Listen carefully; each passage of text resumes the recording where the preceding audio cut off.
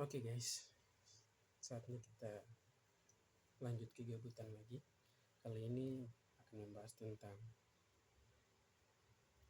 warna dan kualitas bunyi.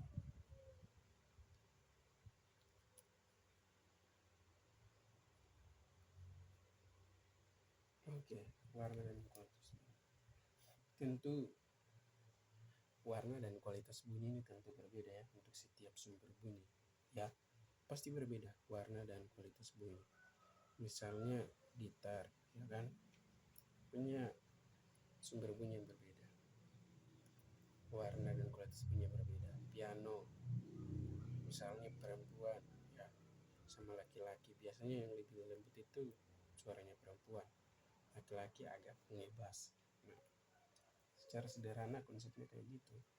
Nah, itu jadi warna dan kualitas bunyi ya memang berbeda tergantung sumber bunyi. Oke, sekarang kita akan belajar tentang faktor yang mempengaruhi cepat rambat bunyi. Faktor yang mempengaruhi cepat rambat bunyi.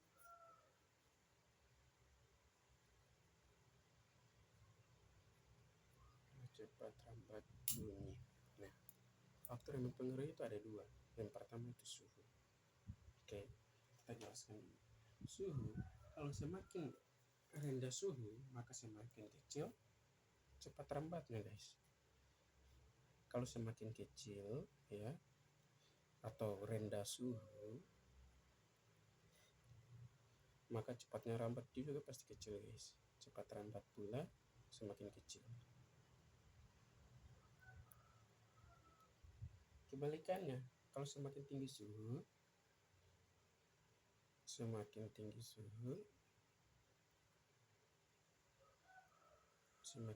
suhu, maka cepat rambatnya juga semakin tinggi, guys, semakin besar.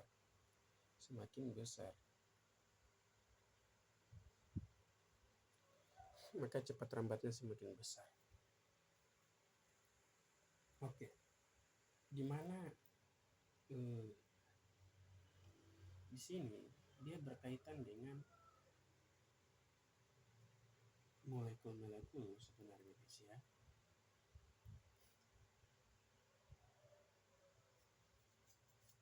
Jadi gini, guys, sehingga dari sini kita tahu bahwa kalau di suhu rendah itu kan terjadi di mana? Di malam hari, guys.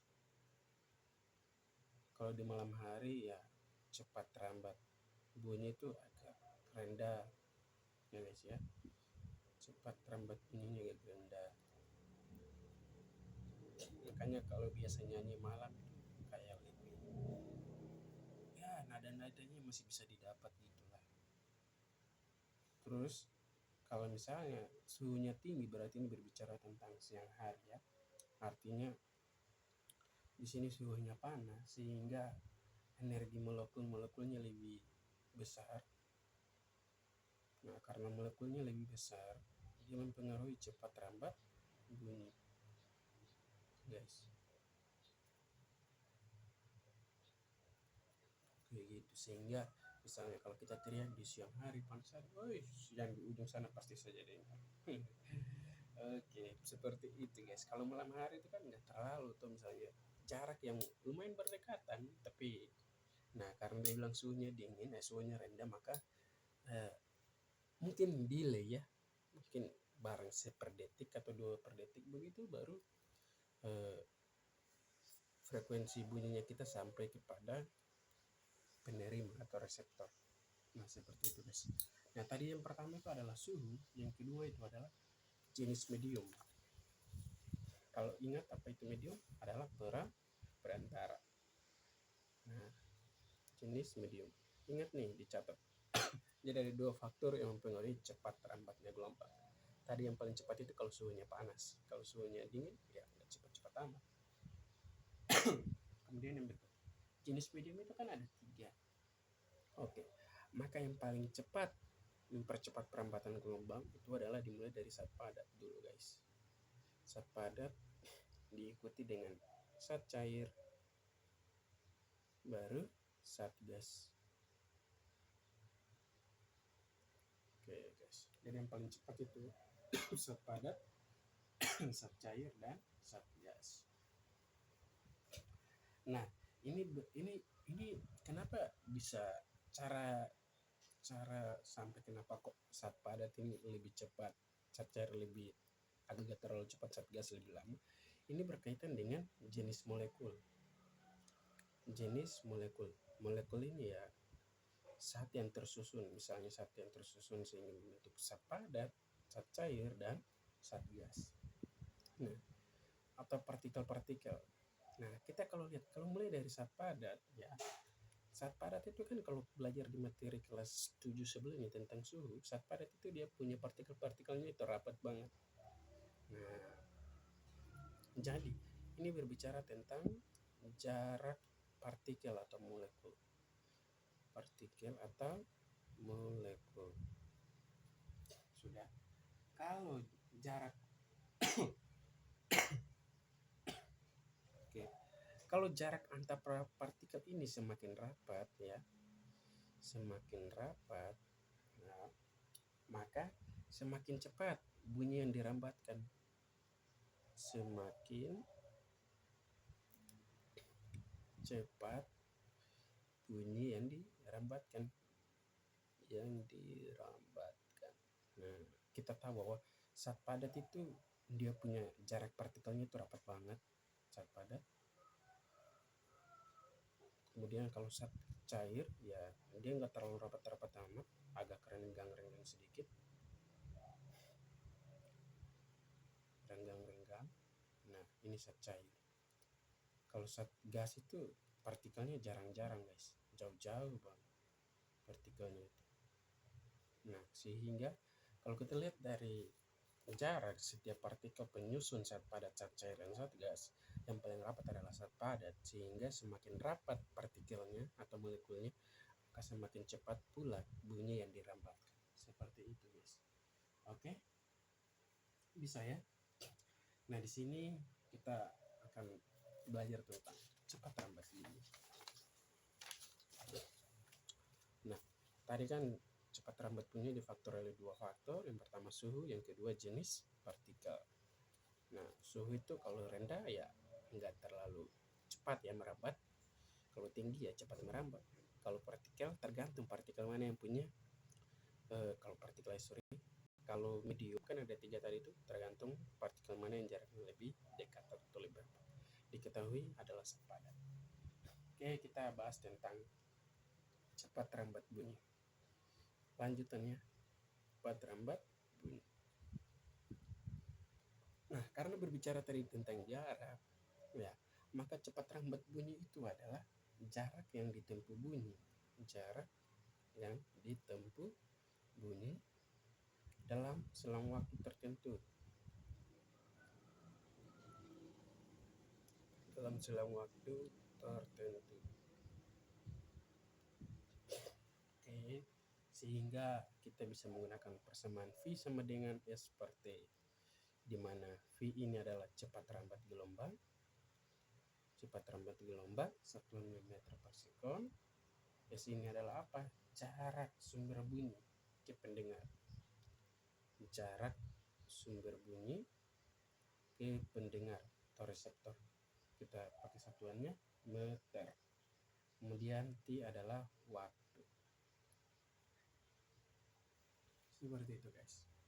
Nah, T adalah waktu. Ini rumusnya. Oke. Kita coba satu soal ya, contoh soal. Contoh. Seorang pengamat katanya ini. Seorang pengamat mendengar suara guntur. Mendengar suara guntur. Ya. 2 sekon. Setelah melihat kilat di langit. Setelah melihat kilat di langit. Oke. Jika cepat rambat bunyi gelombangnya, jika cepat rambat bunyi gelombangnya adalah 320 meter per sekon, ya, seberapa jauh kilat tersebut. Seberapa jauh kilat tersebut dari pengamat. Kilat dari pengamat berarti berbicara tentang jarak sumber bunyi ke pengamat. Oke, kita tulis yang diketahui dulu ya di sini.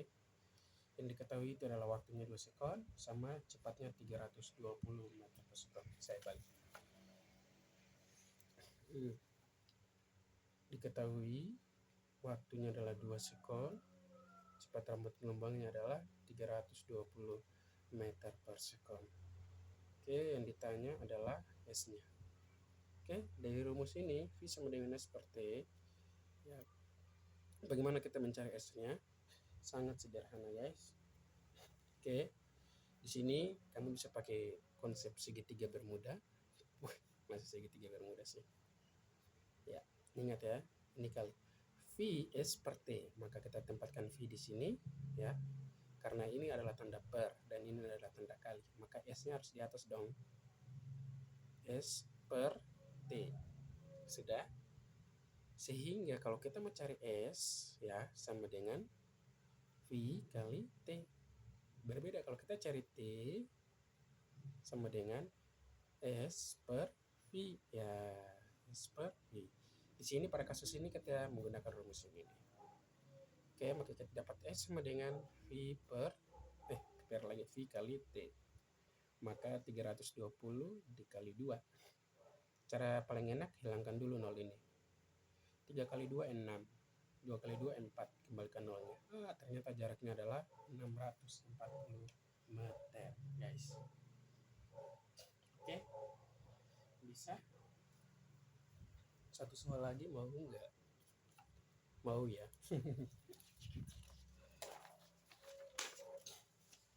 Oke, kita bahas satu soal lagi.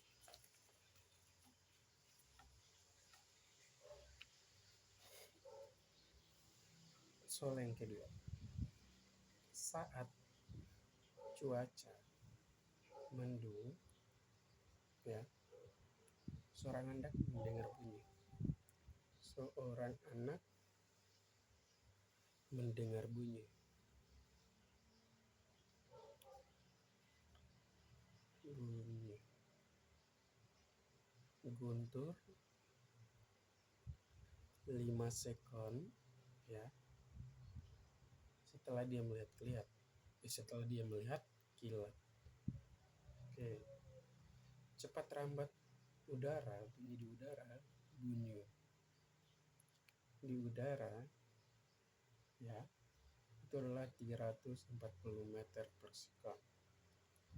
Jarak kilat dan anak adalah, oke, bagaimana kita kerja? Tulis dulu yang diketahui. Apa yang diketahui adalah 5 sekon. 5 sekon itu merujuk pada besaran waktu. 5 sekon. Kemudian cepat rambatnya adalah V sama dengan 340 meter per sekon. Yang ditanya jarak. Oke. Kita langsung saja. Karena V sama dengan S per T, maka kalau ditanya jarak S, maka ini kan kali silang V dikali T. Posisi di luar itu. Maka S sama dengan masukkan nilainya 340 dikali 5. Nolnya dihilangkan dulu. 5 kali 3 15, ya kan? 5 kali 4 20. Tadi 15 tambah 2 yaitu 7. 0 tambah lagi nolnya. Jawabannya adalah 1700 meter. Oke. Sudah ya. Oke. Sampai bertemu di latihan soal atau video berikutnya. Kegiatan berikutnya.